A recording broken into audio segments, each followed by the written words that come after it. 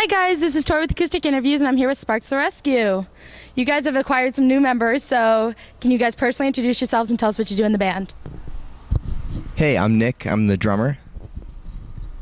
I'm Alex. I sing. I've been in the band for a little while. And I am Peach, and I play the bass. Thank you. All right guys, how do you feel about people who download music illegally?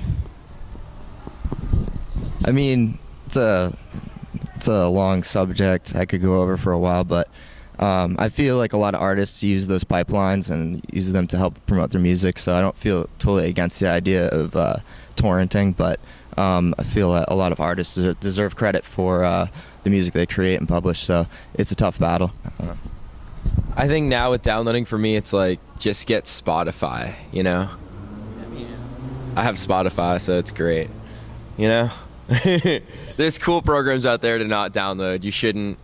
If you do, it's whatever, but get Spotify. It's sick.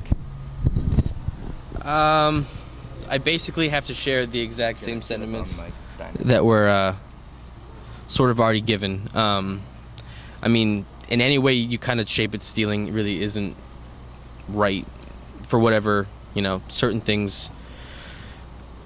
I just don't agree with it 100%, you know what I mean? I think that certain people do have the right, I mean, it's a certain age that we're in.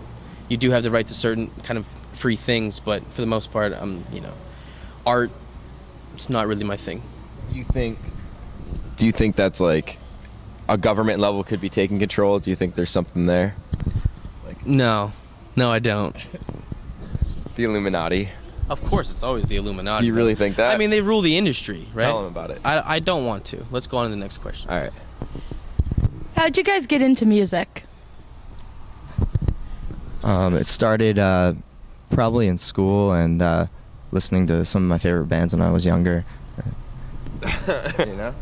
I think we were in a band when we were all 14 and 15 called Two Girls Later, and we put out an EP, and I don't know, that's when it all kind of started for me. Like, we were all like freshmen and sophomores, but I think everybody's been playing since like 8th grade, 7th grade. Yeah, you know? I started playing the trumpet, actually. Did you really? Yeah, in school band. So that's how it happened. That's what kind of sort of introduced me to the world of music. But then I moved to Maine from Florida, and I realized very quickly that there's not too much work for a trumpet player in the music that I liked to listen to. So, yeah. I mean, ska was happening at the time, but that was kind of dying out. So for the most part, it was either learn how to play guitar, play the drums, or play the bass. And we already had 2 of those, so I learned how to play the bass. And Blink 182. Blink 182. Definitely. What would you guys do for $1 million? This question. What would I do? Yeah. Like, What's your limit? my limit? I wouldn't kill anybody. No, human life's important. No, I wouldn't kill anybody. So I guess that's my limit right there. It would be like murdering somebody, or like any kind of like super bodily harm. But anything else, I'd probably do it for $1 million. Yeah. Not like getting like, I don't know. It's a weird thing. I wouldn't like because I wouldn't cut my limbs off for $1 million. I mean, there's a lot of things I would. Yeah, there's a lot of There's things. a lot of things that I would do. What's the limit? You know, I don't know. $1 million is the limit. Yeah. For $1 million? For $1 million, hold on. What would you not do? I'd go on a game show and embarrass myself for $1 million. You should do that. I'd be pretty good on a game show, I think. Get that quiet.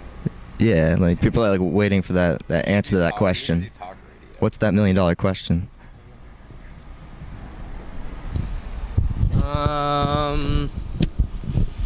Well, I wouldn't kill anyone. I wouldn't probably. You know, $1 million is a lot of money, though. And we actually heard on the radio today on the way down here. Would you kill a prisoner though? Like if it was like someone that had killed somebody, killed a bunch of people, like puppies too, like just going. Well, I mean, if he's a puppy killer. And they were like, for $1 million, Peach, you have to just all you have to do is pull. They're like. If they're puppy he's in an killers. electric chair, you just gotta pull the switch. There's a. like that movie with the button. Yeah. Well, okay. I mean, Saw style. this is a loaded question. You get this is a hard one. I would not sell my soul to the devil. For $1 million, would you make out with your cousin? No. Not make out with your cousin for like 5 seconds. Male or female? Doesn't matter. No. That's ridiculous. Are they cute? Yeah, of course. No. If you could live anywhere in the world, where would it be? Omaha. I really like the sunset. Nice. I'm gonna say. I was like, should it be something random? No, I like my hometown. I like Saco, Maine. Probably outside of the United States. I'm not against the United States. I love this country. I need my own island. Probably maybe Iceland. Really? Yeah. Dang. What's the most meaningful song you've ever written or recorded? I don't do any of the writing.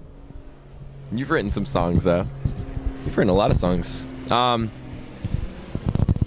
the most meaningful Spark song for me. Now I have to just go through and think really hard. I can do each record. For Swear That She's the One was really meaningful at the time for me.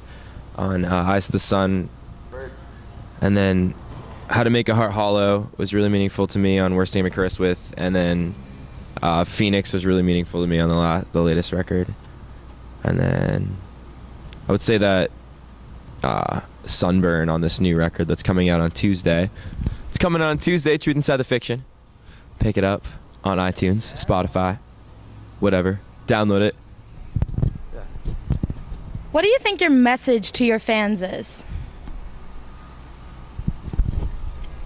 I haven't been in the band long enough to really tell, but Like, I guess just be yourself, be who you are, and like have as much fun and, you know, I guess responsible fun, but just like live life to the fullest and have a great time and fall in love, and don't be afraid to like question it, and don't be afraid to question anything. I think ultimately it's a very positive message. It's a positive message. Yeah. What's your favorite 90s cartoon? I'd like to say Ren and Stimpy, but that just it tells a lot about me, and I don't know if that cartoon show only went for like 2 seasons. I really liked it though. The animation was great. That would be it. I really liked Chip and Dale's Rescue Rangers. Chip and Dale Rescue. That was like my jam when I was a kid. I just like that like idea, and they always had like little planes and Yeah. stuff. You know what I mean? That was so cool. You And I liked remember what was The that? spin-off of that was DuckTales. Yep. That was Yeah, that had Scrooge McDuck. That was no, their- but like their- I'm talking Rescue Rangers was like Chip and squirrel. Dale's Rescue Rangers. Yeah, that's what I'm the saying. Squirrels. Chipmunks. Yeah. They're chipmunks. And then no, that was what was the one that was the sky? He had like a surfboard that he surfed in the sky. And it had the like doo doo doo doo doo Yeah. doo doo. But it was like essentially They were Jungle bears. Book. They were bears. It was like the Jungle Book. but it was Do you know what we're talking about? No. The Jungle Book. Tailspin. Doo doo doo doo doo. Tailspin. Tailspin. Yeah. That was great. That was a great one. And then I like this other show called Eureka's Castle. That was wasn't really a cartoon. No, it wasn't a cartoon, but it That had was about puppets, and they loved peanut butter sandwiches. Eureka's Castle. It was so awesome. Magellan, I mean, it really did teach kids quite a bit. But for myself, I would probably have to say Rocco's Modern Life, probably.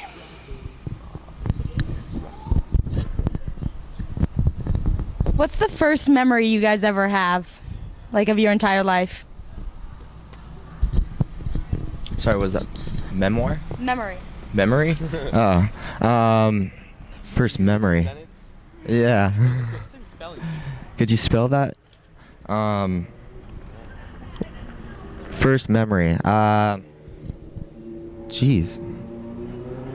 Nick can't remember. I can't remember. I honestly, let's go with I was 3 and I was wearing my Batman cape, running around the neighborhood, and that's it. Just the cape? Just the cape. Fully nude? Nice. I think maybe playing a tennis racket and singing Twinkle Twinkle Little Star as like a guitar when I was like 2 or 3 years old. I remember doing that. But it's also on video, so maybe that's why I remember it. Well, that's what I was going to say. Yeah, my first memory is also on video. I got a fishing pole for Easter. I was probably the most excited you've ever seen a kid on Easter, just getting his fishing pole. And yep, that's probably it. I love fishing. I didn't catch anything with it. I caught a crab, not for real, in Virginia Beach. What's your favorite song to perform? I like playing Coldest Coast. It's one off the new record. I like playing. I've been jamming Vampires lately. I really like playing We Love Like Vampires. It's fun.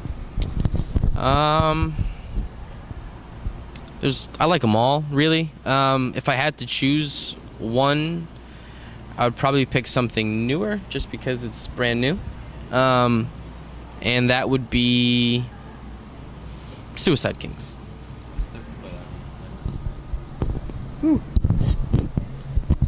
What do you think is your biggest flaw? Choosing to eat poorly on the road. I could definitely eat a little healthier before shows, especially. My biggest flaw? I think my biggest flaw would be not recognizing my flaws. Yeah. I think my biggest flaw is that I look a lot like Napoleon Bonaparte. Do you think so? I mean, You do. it's not really a flaw, but people kind of can misconstrue. Like, they can think that's kind of a flaw. They might think he's gonna be a dictator. I get that feeling from you, though. What's the most embarrassing song in your iTunes? I got pretty much the whole Creed discography and the Gladiator soundtrack. I mean, that can get pretty intense, but I mean, Hans Zimmer, it's just some people are not feeling it when everybody's partying and I'm blasting Hans Zimmer. It's just it gets really, really out of hand. They don't know what's coming. I don't know. He orchestrates movie scores. Yeah. I would probably say Party All the Time by Eddie Murphy. If you guys might not be familiar, but the actor and the comedian Eddie Murphy, he made a record in like the late 80s with Rick James. There's one song on it that's it's quite happening. I'm not going to deny the groove, but God, it's good and it's embarrassing. I mean, it's really embarrassing. What's your favorite dance move and can you show us? I'm gonna just do this right here. Right now. You go first, Peach. Sloppy Joe, and it goes like this.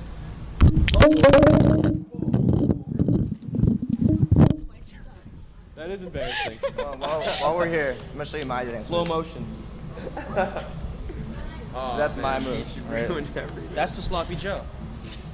Is it okay? Did we break it? Did we break it? No. No. Alex, do you have one? Get it. I'll just do this guy right now. He does pull that out quite a bit, though, actually. No. I'm not dancing right now. All right, guys, 2 more questions. Who's your hero? Geez, let's go with I'll think about that one. You'll think about it. Same like my father and my mother, like my family, my heroes. So, 1, my mother. 2, probably the Flash. Fastest man on the planet, beat Superman in a foot race. Really probably the greatest superhero ever.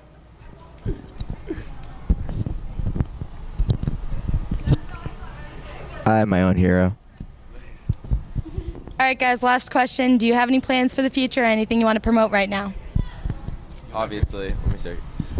We're dropping our new record, which is an EP, on Tuesday on Spotify, iTunes, Google Play, Xbox Live, Amazon. Like, it'll be everywhere. Truth Inside the Fiction, Sparks to the Rescue. We're on tour right now on the Taking the Detour with us, King's Foil, Lion in the Main, Alive and Standby, and then coming on will be City Under Siege. So we have a really cool tour. It's coming like down to Florida, up to like Michigan and around. So if you're on the East Coast, check it out. Go to sparkstherescue.com for dates and come out to some. All right, awesome, guys. Thank you so much for your time. Thank you guys for watching. Bye.